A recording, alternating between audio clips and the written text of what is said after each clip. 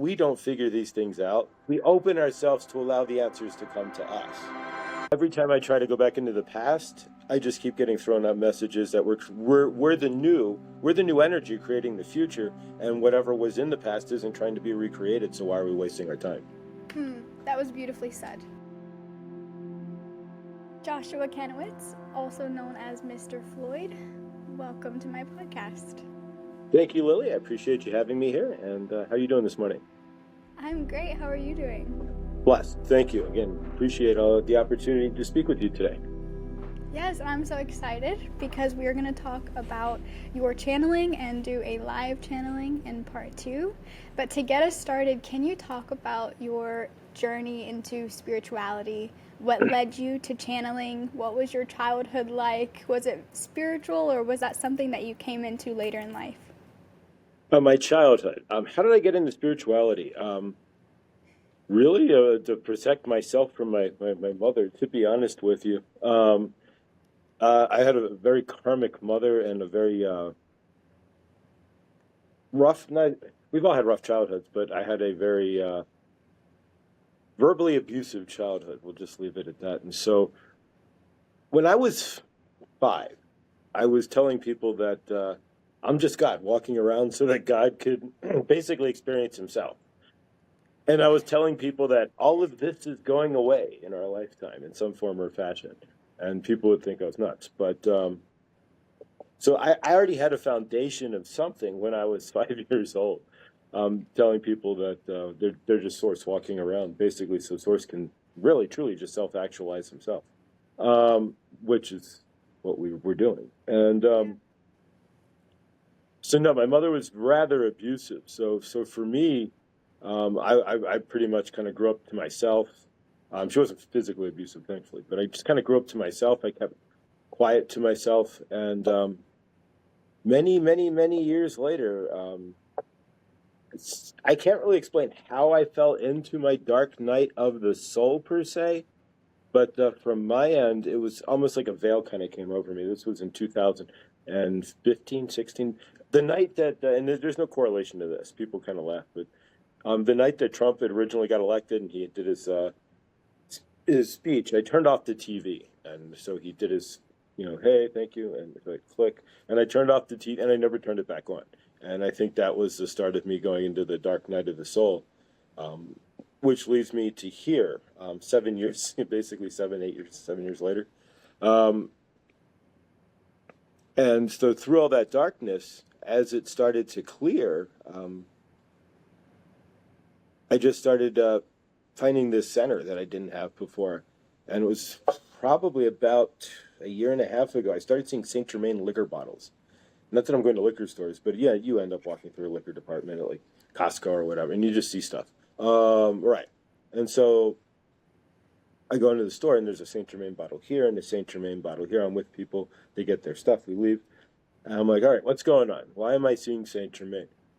And at this point, I'd been dabbling in YouTube, and so I had maybe a half dozen videos, and I'd been doing YouTube for about a month or two. I was trying to create the Journey to whatever that's, right? And so I saw this hawk. The day before I started channeling, I saw this hawk on a wire. And so I stopped the car, and I was like, I made a short out of it. I said, this means something. It's got to mean something.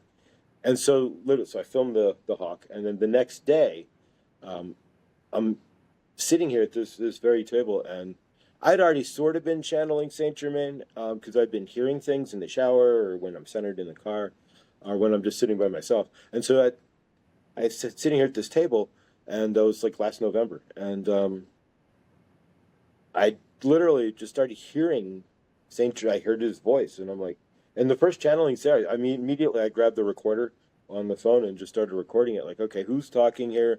And sounds like a lot of the Saint Germain channelings you might hear on the internet, otherwise on YouTube or on the internet. It's my first one, so you don't see. I didn't put it on video, and it's a lot of, hey, can you turn up the volume? Because I could hear this voice going on, but I couldn't. It was like faint, and I'm like, I can hear something. Can you turn this up? And what we ended up with was 30 minutes plus later is the first channeling that's on YouTube right now. That's amazing.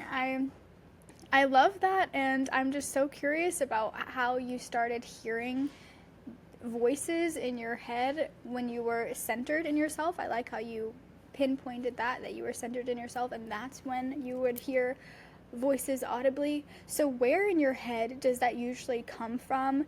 And when it first started happening, were you scared, or did you know what was going on?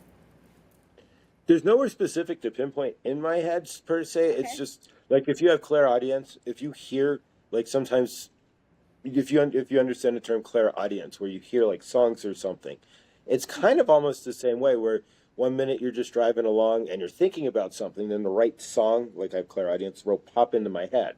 And we've all heard songs like in our head or like the voice of somebody, like you get into an argument with somebody, right? And then you still hear that argument in your head, like it replays. That's kind of how it would sound in my. It's just like any other conversation you would have with yourself or otherwise.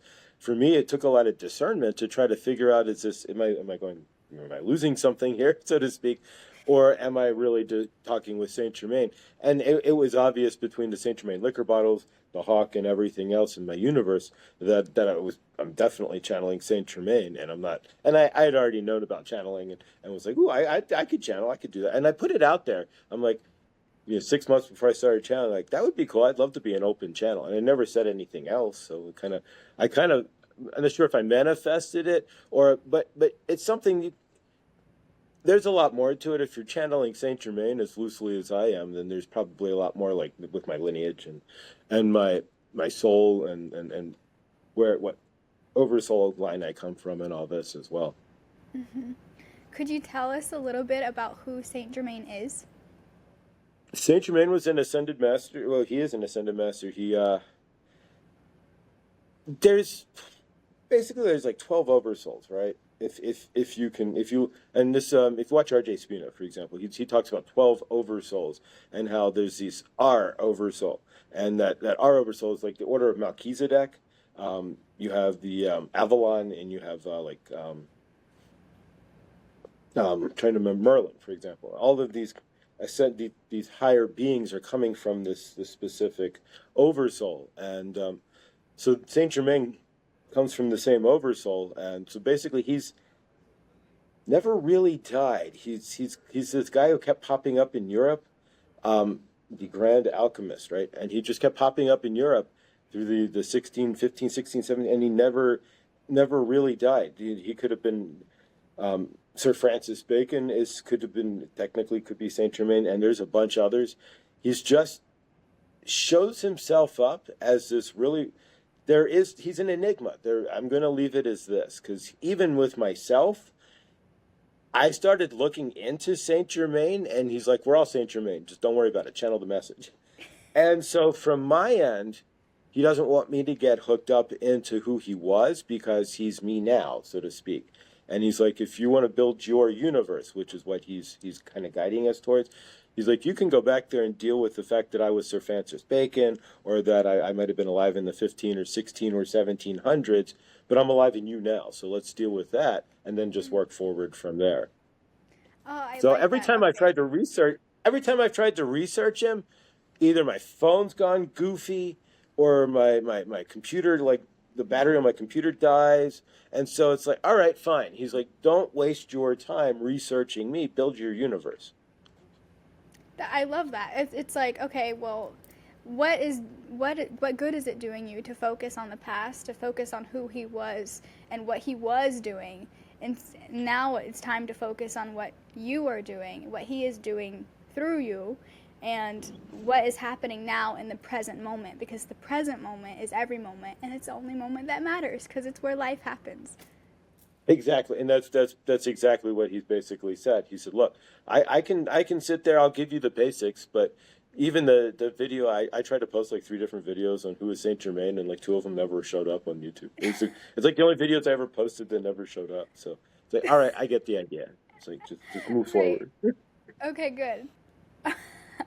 That's so cool, and that's something that I've been thinking about lately is for some reason I've been less interested in the past, less interested in the history and like knowledge of the past, and knowledge of old systems and old ways and how they work and how they function, a very the analytical minded process of the past, I guess, and more focused on what is happening now. More like there's this knowledge of that now is the only thing that matters, and this is what I should focus on because this is the present moment is every moment. Exactly. And the present, of course, is the present that Source gives to you, that you give to yourself, if you can sit in presence.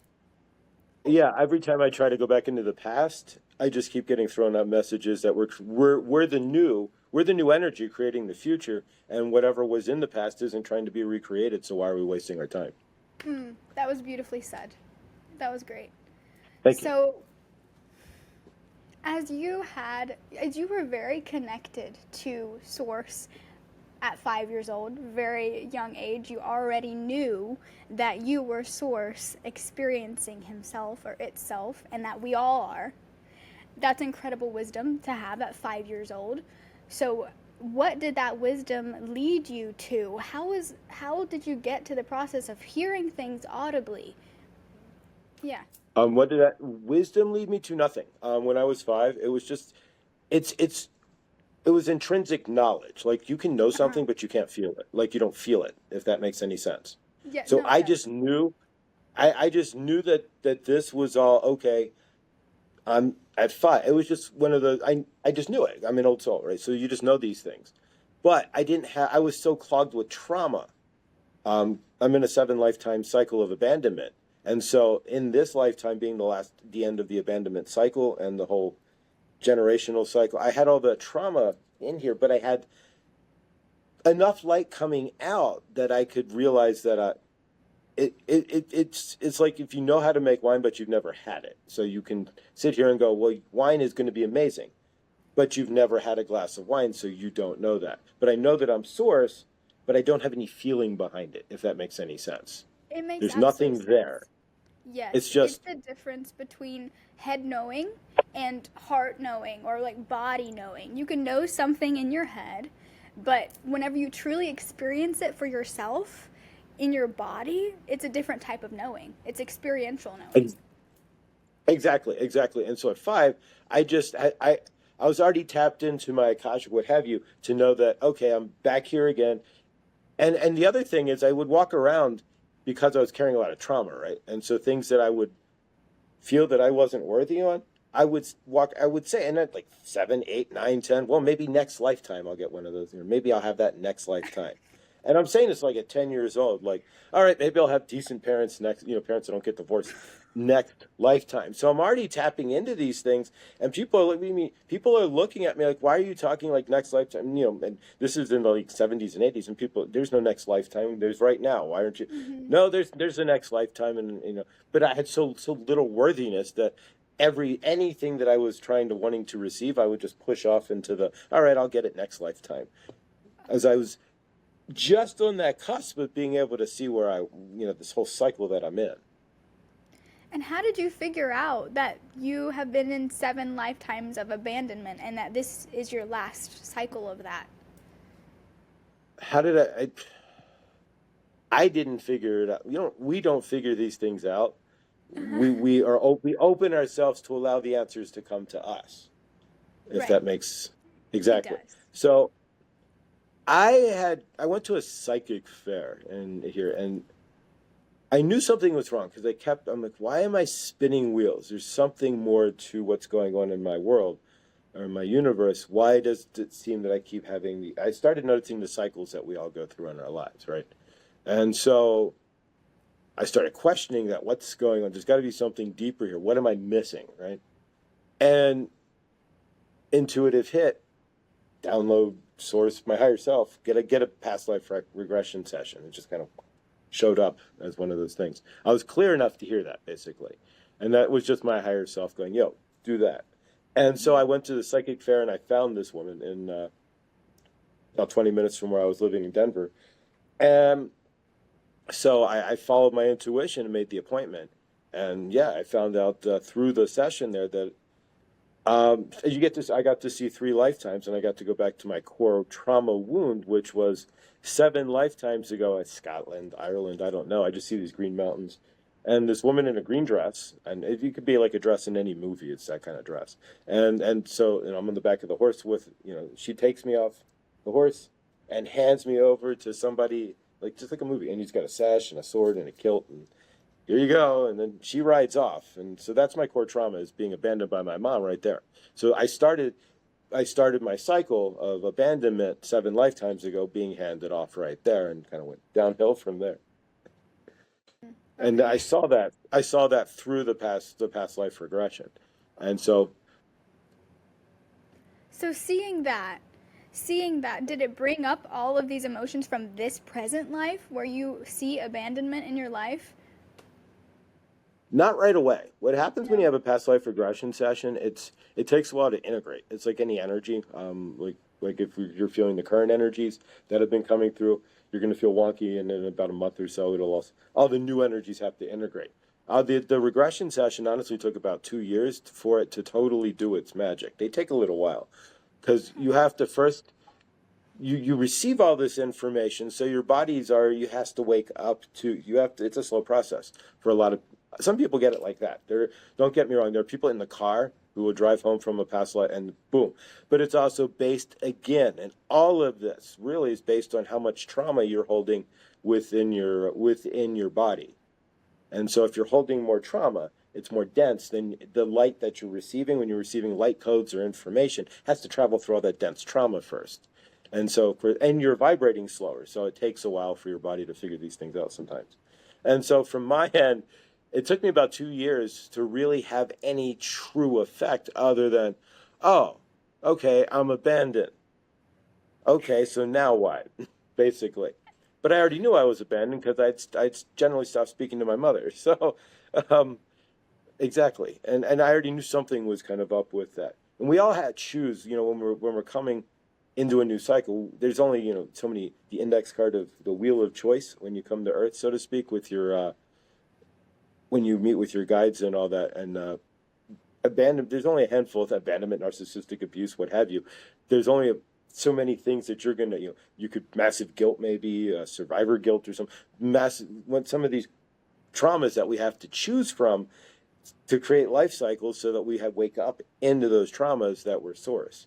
And so, so it took about 2 years for any effect to actually happen. But once it started to happen, what it did do was allow the floodgates to open up so that I could cry out my current abandonment issue with my mom. Mm-hmm. And then it took, once I cried through that, then I could close out all the rest of the cycles behind it. Got it. So it's releasing that trauma within your body and doing the inner work so that you can let more light in and vibrate at a higher frequency. Absolutely. Yeah. Absolutely. So once you start vibrating at a higher frequency, as you said, you let this new information come to you, maybe these new gifts come to you.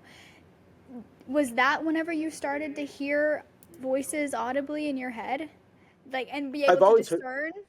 Be able to discern that it wasn't you? Yes. Yeah. No. Yeah. I've always had some sort of I've always had clairaudience. Like I've always been able to hear a song and then turn off the radio and hear the song again, just like it's brain. Like I don't need a Walkman. My body, my field is my own personal Walkman, so to speak. But so I was already able to do so, and I've been an only child for the 7 lifetime cycle I've been in. So I haven't had brothers, sisters, or anything as well. And so and we all see people talk to themselves, right? But are you really talking to yourself? Or are you talking to your higher self? I mean, yeah, if you're seeing somebody cussing repeatedly on the street, favored to them. But otherwise, as an only child, I learned to have conversation with myself, so to speak. These hours alone, right?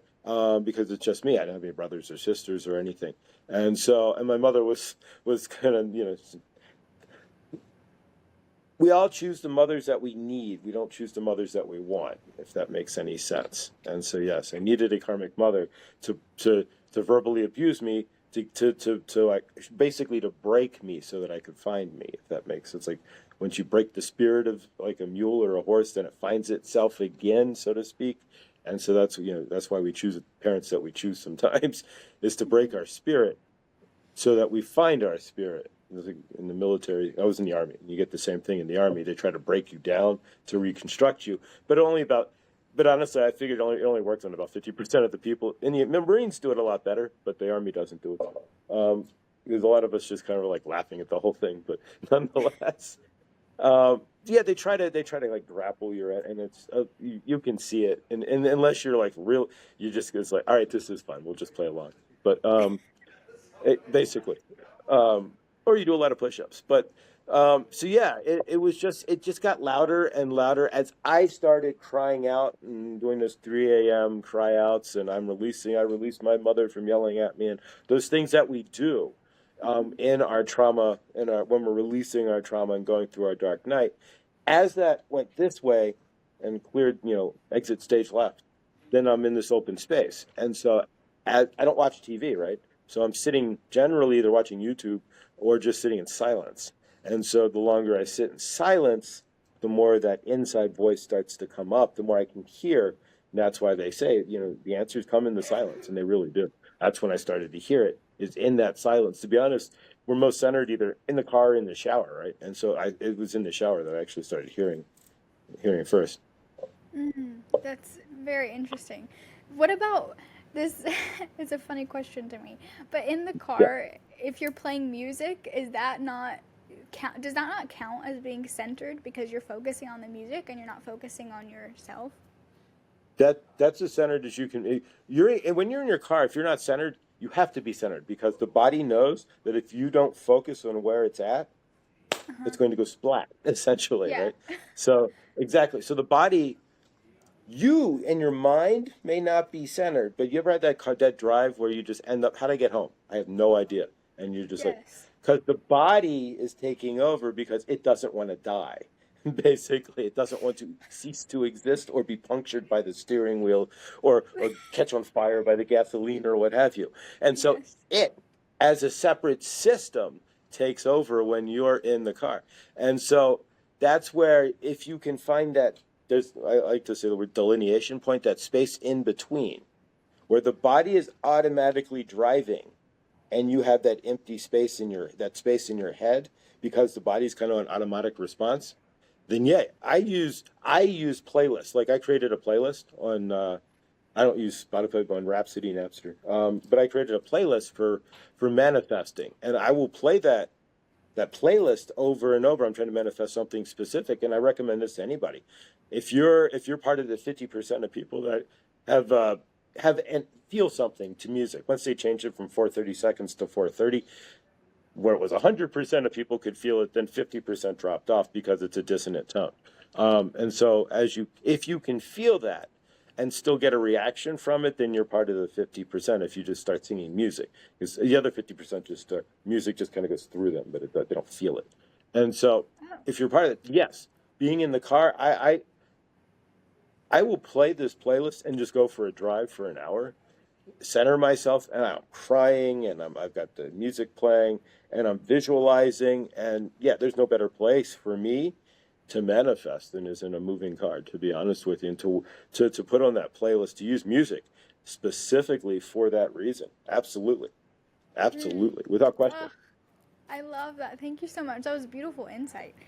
Thank you. So, who are we going to channel today? Is it Saint Germain and Isis, or who else?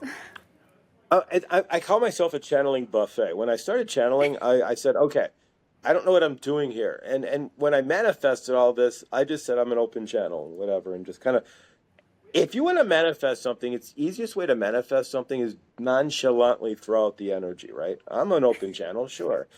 And then never take it back. Forget that you've said that, right? And just literally move on with your universe, because there's no heavy, most of our manifestations, things that we're looking forward to do in our universe, carry all of these heavy connotations, all this heavy energetic behind it. Like if you've been poor all your life, you're carrying all of that and pushing all that poor as well, just to find rich, right? So in this, there was nothing behind it. I never channeled anything before, so it was just, I'm already open to whatever's possibility, right? So all right, I've never done this before. I'd be love to be an open channel. Poof, and I threw it out there. It was like a year, and a year later, it bounced back. I never took it back out of the ether, so it bounced back. So when I started channeling Saint Germain, generally you'll see a channel and then they'll close off their channel. They'll be like, all right, you return to sender, return home, I'm closing off the channel, whatever it is. I've never done that. I don't know if I guess there's rules to the road here, but I never had any. It's like, we don't come with, it doesn't come with instruction manual, here's your book on channeling, have a nice day, right? And nobody came to the door that night. So I never said, Saint Germain, thank you, have a nice day now, and I'm not asking him to leave. I just left the channel there. I just went, okay, that was interesting, and moved on with my day. And so I left the portal open, right? And so Saint Germain never really left. And so as that happens, and Saint Germain, now Isis shows up. And these are all the guides and such I've been working with anyways. Isis, Kaun Yin shows up, white buffalo calf woman who's on my wall in front of me to remind me to stay on path. That she shows up, and they're like, Isis is coming in, and she's just like, well, you left the door open, dearie. And basically, and she's like, if you work with us, you said you're a channel, you left the door open, we see what you do with Saint Germain, why would we not come through too? We have messages. And so here we are, and so now it's Saint Germain kind of acts like he's the host, right? Like he's the MC, and so he'll call forth, or so the energy always returns back to Saint Germain, generally speaking. But yeah, today we're going to do Isis and Saint Germain for sure. I just started channeling White Buffalo Calf Woman the other day, so we had our first live with her. And so yeah, I don't know who could be next, but I have no idea at this point. But it's fun, and it's amazing to see who comes through, and it's when we do start to channel. Yeah. So how about we move on to part 2 and get into the channeling? Sounds great. Okay. Let's do it.